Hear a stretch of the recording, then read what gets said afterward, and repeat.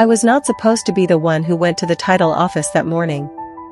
Elena had offered to handle it herself, just a routine check on the refinancing paperwork, easier if only one of us took time off. But I had a feeling I could not name, the kind that sits low in your stomach and does not go away. So I went. I told her I wanted to come. She did not argue. She just nodded and said fine, and the way she said fine was a sound I have not been able to forget since. The clerk moved efficiently and without particular warmth. He asked for our address. He typed it in. He looked at the screen. Then something in his posture changed, not dramatically, just a small stiffening, the way a person shifts when they see something they were not expecting. He turned the screen slowly toward me.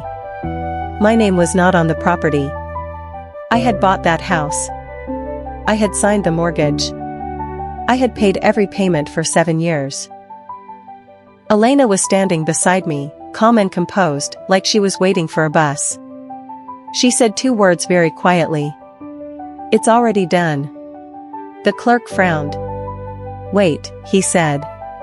"Something about this filing isn't right." The clerk explained it carefully, the way people do when they are trying to be professional about something that is clearly not professional at all. The deed had been updated, he said.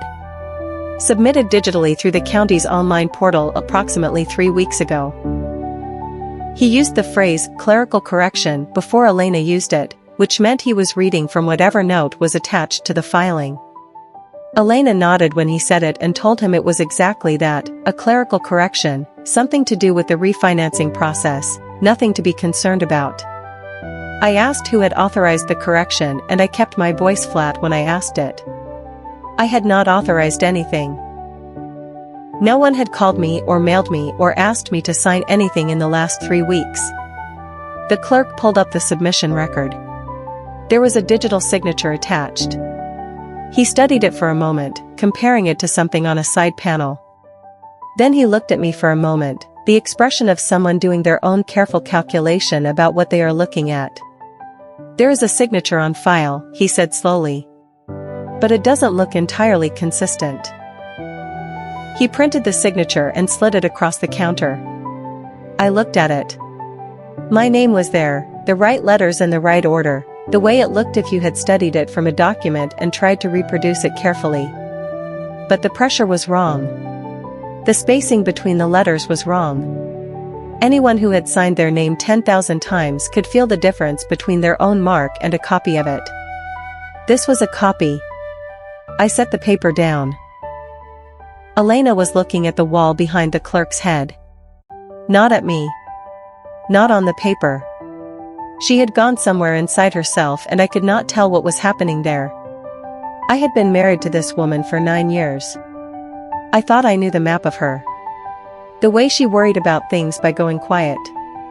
The way she showed affection through practicality. The way her face opened when she laughed at something she didn't expect to be funny. I did not know this version of her. The one who could stand beside me and look at a forged copy of my signature and say nothing.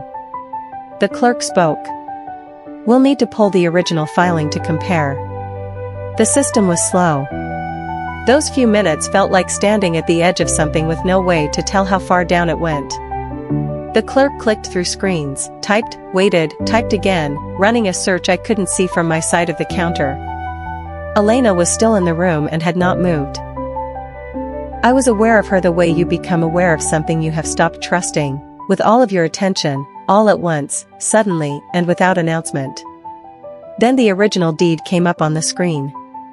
The one filed 7 years ago when we closed on the house. My name was there, clearly printed in the ownership section, listed as co-owner with full property rights. The document had the notary's stamp, the recording date, and the legal description of the property. It was clean and official and exactly what it should have been, the way all important things look before someone touches them. The clerk leaned closer to the screen. He scrolled through the administrative side of the record, the part that wasn't visible from where I was standing. His scrolling slowed. Then he went still. "This record," he said quietly, "has been altered after submission." Elena's phone rang. She looked at the screen and said she had to take it, that it was a work issue, that she would be right back. She walked out through the glass door to the small concrete step outside. I started to follow, then stopped just at the door, inside the frame. Through the glass I could see her back, shoulders slightly hunched, one hand pressed flat against the outside wall. I pushed the door open just enough. Her voice was low. She said only one sentence before she heard the door and turned around. But I heard it.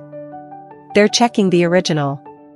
She saw me and her face reset, not slowly, not with any visible effort, just instantly. She said the call had been nothing, a project deadline, and came back inside. I did not say what I had heard. I held it until I understood its full shape. She had been talking to someone who already knew we were here, already knew what the clerk was doing, and needed to be warned that the original record was being examined. I wanted to know who that was. I said nothing about what I had heard. We went back inside. The clerk was already looking for us. He called me to the counter and turned the monitor so I could see a section of the record I had not seen before, the submission log, a list of every time the digital file had been accessed or modified. There were timestamps I recognized, the original filing date 7 years ago, a bank access from when we refinanced 4 years ago. And then one entry 3 weeks ago. Submitted at 11:14 in the morning on a Tuesday. I had been at work. Elena had been home. Attached to the 3-week-old submission was a listed representative. The name was not mine. It was not Elena's. It was a name I had never seen on any document connected to our property, Mr. Hale. I looked up from the screen and at Elena. She was looking at her phone with the careful attention of someone trying to appear absorbed by something ordinary. I had caught one glimpse of her screen when she took the call outside, before she turned and saw me. The contact name had been clear enough. I said to the clerk, "Can you tell me anything else about that representative listing?" Elena looked up from her phone. Her face was composed. But her hand, the one holding the phone, had gone very still. The clerk brought up a secondary window. The technical submission log, the kind of record that most people never think exists and that property offices keep for exactly this kind of situation. Timestamps. IP address. Device classification. The submission 3 weeks ago had not been processed internally. It had not been submitted from a law office or a legal representative's registered terminal. It had come through the county's private homeowner portal, the one any resident could access from their home computer with the right login credentials. He turned the screen so I could see the IP address clearly. I have spent 7 years living in one house. I know its address. I know its phone number. I know the name of the neighbor 2 doors down. And I know the IP address that appears on our home network bill every month because I set up the router myself when we moved in and I wrote the number on a card that I taped inside the utility closet door. I looked at the number on the screen. I looked at it for a long time. It was the same number. The submission that removed my name from my own property had been made from inside my own house. I did not say anything immediately. I stood at that counter looking at those numbers and let the full meaning of it settle through me the way cold settles, slowly, from the outside in. Elena was quiet. The clerk was watching both of us with the careful neutrality of someone who has learned to observe without inserting himself into situations he does not yet fully understand. I turned to Elena. I did not raise my voice. I asked her whether she had submitted anything through the county portal from our home computer. She said no. She said she wouldn't know how. She said she didn't even know the property had a portal. She said all 3 of these things in a row without any pauses between them, and that was how I knew they were not true. When Elena tells the truth, she takes a breath between sentences because she is thinking as she speaks. When she has prepared what she is going to say, it comes out smooth and fast with no gaps. She looked at me after the 3rd sentence. I looked back. The clerk said it quietly, almost apologetically, "We may need to flag this as fraud." Something changed in Elena then, not collapse, not confession, just a kind of recalculation. She touched my arm. Her grip was firm in a specific way, the way you hold someone's arm when you want them to stop walking rather than when you want to comfort them. She said my name quietly. She said I was making this into something larger than it was. She said there was an explanation, that I needed to let her explain without involving the office further, that we could handle this ourselves. I looked at her hand on my arm. 9 years of marriage. I knew this hand. This was the hand that had held mine in a hospital waiting room when her mother was sick. This was the hand that had grabbed mine under restaurant tables when something surprised her. This was the hand that had done something to a county record while I was at work and then stood beside me in the office where it had been filed and told me the name on the fraudulent submission was unfamiliar. She met my eyes. "You were never supposed to find out like this," she said. Not, "This didn't happen." Not, "You have it wrong." You were never supposed to find out like this. I took her hand off my arm gently but deliberately. I asked her to explain. Right here, in this office, in front of the clerk who had already flagged the record. No private conversations, no car rides where things could be reshaped before I had a chance to think.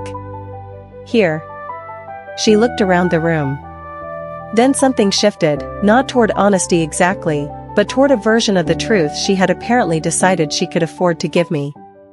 She said the house needed to be protected. I asked what that meant, and I kept my voice even when I asked it. She said there were financial issues. Issues I didn't know about, she said, and something in her voice suggested that was both an explanation and an accusation, as if the fact that I didn't know was a failure of mine rather than a consequence of being kept in the dark. My heart was beating hard but my voice stayed level. I asked what kind of financial issues required removing my name from a deed I had purchased with my own money without informing me. She looked at the wall. "You don't know everything about your own accounts," she said. I took out my phone. I opened the banking app, the joint account we had held together for 8 years, the one where my direct deposits landed, the one connected to the mortgage payments and the utilities and the insurance. I had checked it 4 days ago and everything had been normal. I looked at the balance now. It had been reduced to a number that made no sense. I scrolled through the transaction history. There were withdrawals over the past 6 weeks, not one large one that would have flagged automatically, but a series of smaller ones, varying amounts, spread across different days, none individually large enough to trigger a notification above the threshold I had set. Together they added up to most of what we had. I showed Elena the screen. She looked at it without surprise. I understood then that she had known exactly what she was doing when she looked at that balance. She had known because she was the one who had created it. She said, very quietly, "I had to move things before you lost everything." I asked her what she meant by everything. I asked who she had been moving things to. She didn't answer.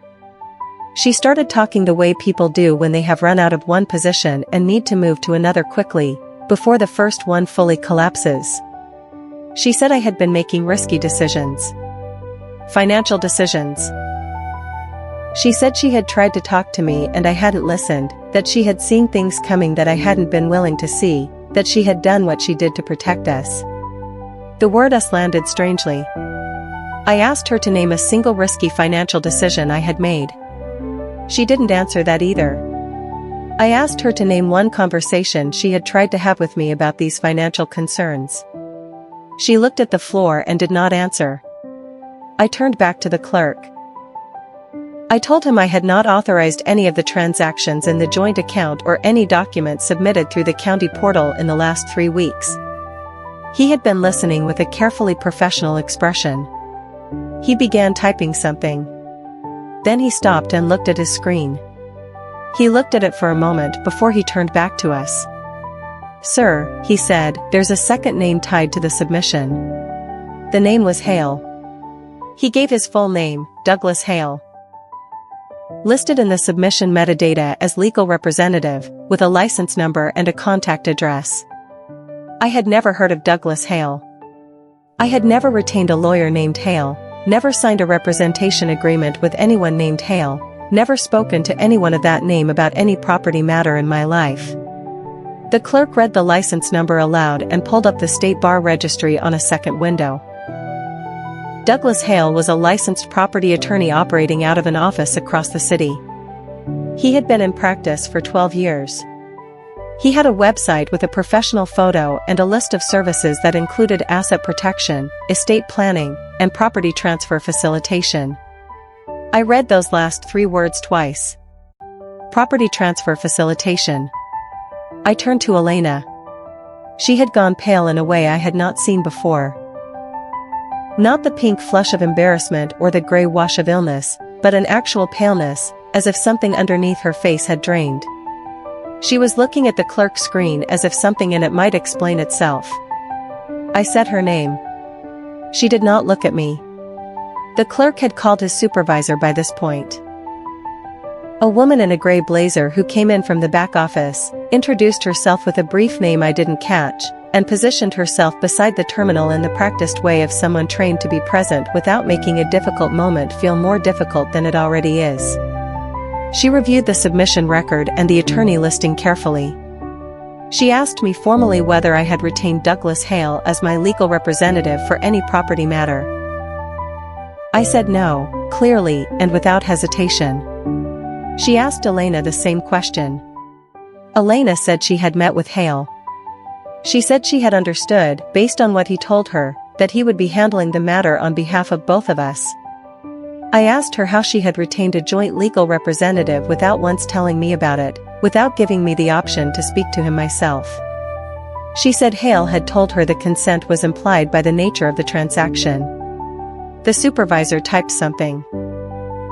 She printed something. She set it beside the original printout without showing it to either of us yet. We're escalating this immediately, she said. Elena started crying. It came on quickly, eyes filling, breath shortening, the visible collapse of someone who has been holding a structure together and felt it go. I watched it. I knew her cry. I had held her through genuinely terrible things.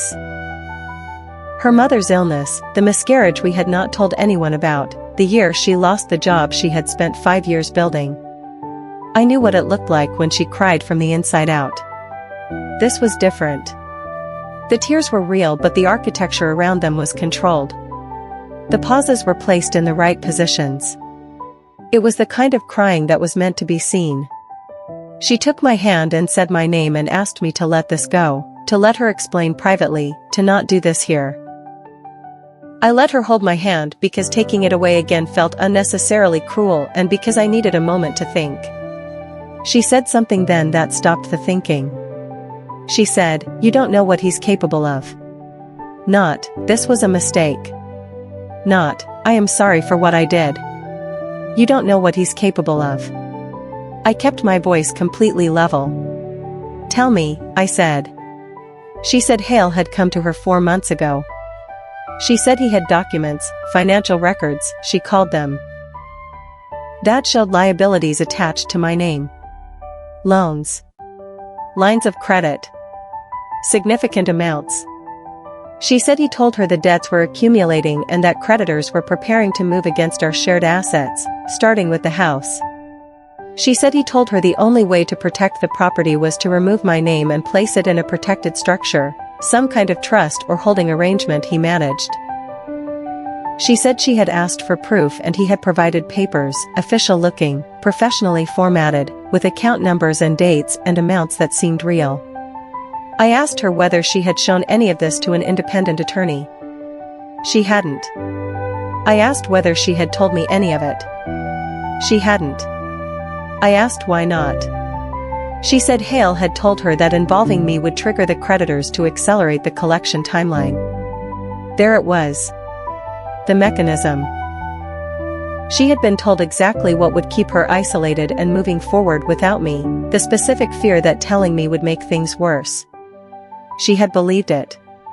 The supervisor came back in from the area where she had been making calls. She had been gone for about 8 minutes, which had been 8 very quiet minutes.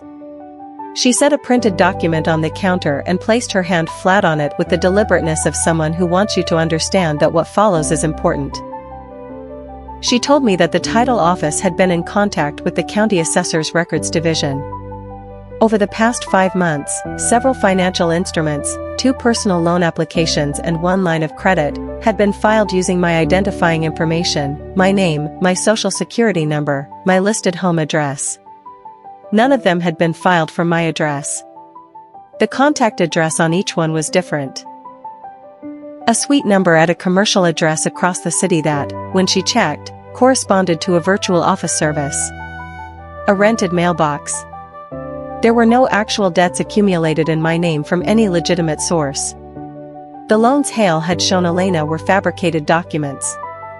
He had constructed a false financial record around my identity and used it to convince my wife we were in crisis. The liabilities were not real. He had built the emergency from nothing. I stood in that office with all of it in front of me at once, and I tried to hold the 2 things simultaneously: the deliberate, constructed fraud that someone had built around my identity and used as a mechanism to take my house, and Elena standing 3 feet away from me having been part of it. I did not know yet, and would not know for some time, exactly how much she had understood and how much she had been manipulated into. The line between those 2 things mattered enormously, and I could not see it clearly from where I was standing. She was looking at the counter. Her crying had stopped. She looked tired in a way that made her seem older, and I had an involuntary, unwanted moment of feeling sorry for her that I immediately set aside because it was not the right moment for it. The supervisor's phone rang. She looked at the screen and then at us. She said she needed to take this call. She stepped back from the counter. She listened for approximately 10 seconds before she said, clearly and without particular inflection, "I'm going to need to ask you both to stay in this office." The call was from Douglas Hale. She put him on speaker at a low volume, holding the phone close. I was standing near enough to hear. Hale's voice was even and unhurried, the voice of someone who had been in difficult conversations before and had learned that calm is a form of control. He said he was calling to clarify the nature of the representation arrangement and to confirm that all documentation had been filed with proper authorization. He said the word authorization in the particular way lawyers say words they need to mean more than they do. The supervisor let him finish. Then she spoke in a tone I have thought about since, not hostile, not aggressive, just completely free of any inclination to accept his framing. She said that the title office had identified inconsistencies in the submission that would require a formal review. She said that the records would be frozen pending that review. She said that an active fraud investigation was being opened in connection with the filing. There was a pause on the other end of the line. Hale said he would be in touch with his attorney. The supervisor ended the call. She set the phone on the counter. "Sir," she said to me, "your name will be restored to the record today." Elena broke after the call. Not into tears this time, into words. Fast ones, the kind that had been held too long and come out without much order. She said she had not known all of it. She said Hale had told her the deed transfer was standard practice for asset protection and that I would be informed at the appropriate time. She said she had not understood that the loans were fabricated. She said she had been afraid, genuinely afraid, she said, looking at me, that we were going to lose the house and she had been trying to prevent it. She said she should have told me. She said it more than once. I listened to all of it. I stood there and I let her say everything she needed to say, and I did not interrupt because I needed to hear it in the order it came out, unedited, the way the truth sounds when someone has stopped arranging it. When she finished, the supervisor set a printed document on the counter and slid it toward me. It was the full original filing history of our property, every submission, every modification, every access record, printed in clean lines on 4 pages. I read through it carefully. The original deed from 7 years ago was recorded exactly as I remembered it, both names, full ownership rights, properly notarized, filed and confirmed by the county on the day we closed. The 4-year-old refinancing record was clean. Then the 3-week-old submission sat at the end of the history like something that did not belong, filed from our home IP address, carrying a digital signature that did not match my authentic samples, listing a representative I had never retained. The supervisor walked me through the comparison formally, the timestamp analysis, the IP verification, the signature inconsistency report that the clerk had begun generating while we were still standing at the counter. My ownership had never been legally vacated. The submission had not cleared the mandatory review period, which meant the alteration had never fully been processed. The fraud had moved fast but not fast enough. My name had appeared to be gone because the pending change was displayed on the surface record, but the underlying ownership document remained intact and unchanged. The fraud had been caught inside the window it had counted on to protect it. The supervisor looked at me steadily. "We can restore your name to the current record immediately," she said. She typed the restoration. It took less than 2 minutes. She printed the updated current record and handed it to me. My name was on it. The same position, the same legal language, the same way it had been for 7 years before someone spent 3 weeks trying to erase it. I folded the paper and put it in my coat pocket. I did not feel what I had expected to feel. Victory was not the word for it. The house was still mine and the fraud had been stopped before it completed, all of that was true. But I was standing next to my wife, who had sat at our home computer and removed my name from a deed, and I was holding a piece of paper that had just been put back. The paper and the fact of what she had done existed simultaneously, and the paper did not cancel the fact. The supervisor was speaking again, calmly, practically, describing the process that would follow.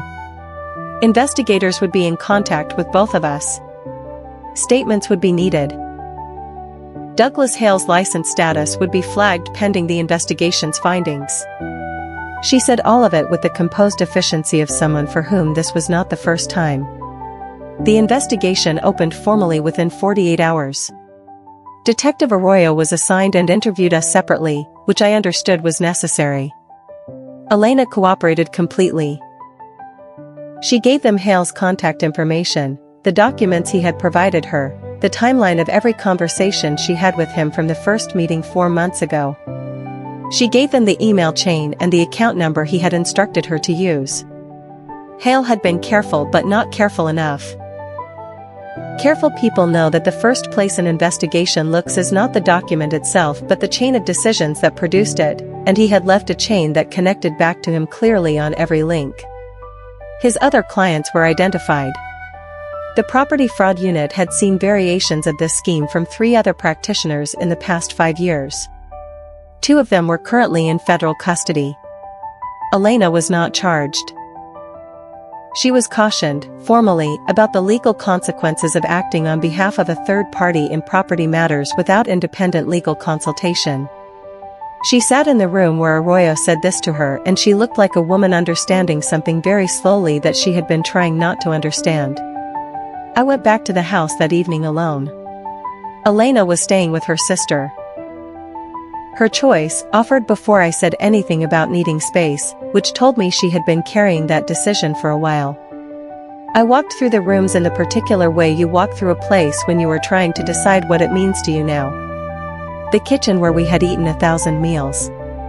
The back room I had spent a weekend painting while she handed me tools and played music from her phone. The front hallway where we had stood the night we got the keys, both of us too tired and too happy to move past it for a long time. Every wall was the same. Every piece of furniture was where we had put it. The house was unchanged. It was exactly the house I had bought and paid for and lived in for 7 years. But I was standing in it differently. I sat at the kitchen table for a long time. The detective had asked me before I left the station, in the even and neutral way of someone who needs information but understands weight, "Do you want to press charges against your wife?" I did not decide that night. I sat with it for 3 days before I gave Detective Arroyo my answer. I thought about 9 years and what had been real within them. The fear that made her vulnerable to Hale had been real.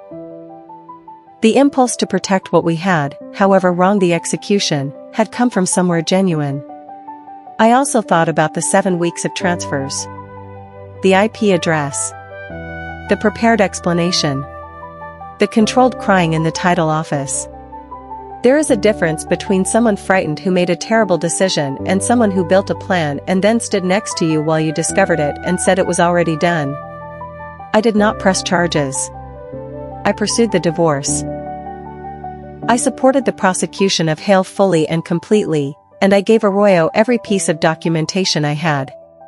Hale was convicted on 4 counts of property fraud and 2 counts of identity theft. He was sentenced to 6 years. Elena and I divided the joint accounts fairly and without further conflict. I kept the house. I keep it still.